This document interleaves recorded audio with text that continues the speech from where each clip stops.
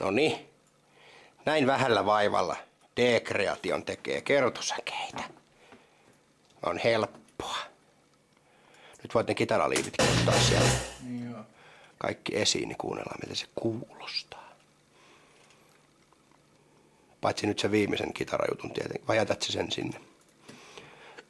Tuon mikä oli mun apunauha vaan. Sen voi varmaan vetää vittuun.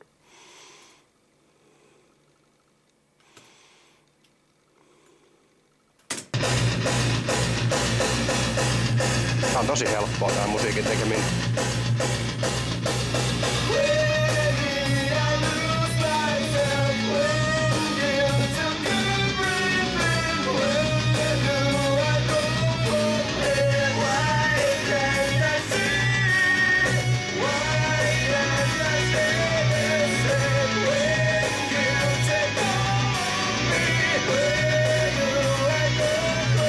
Aika mystinen.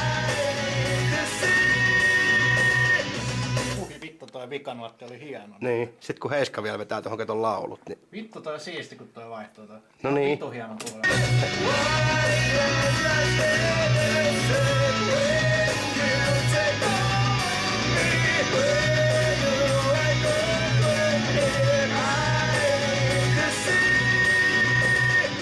Ui vittu. Hieno.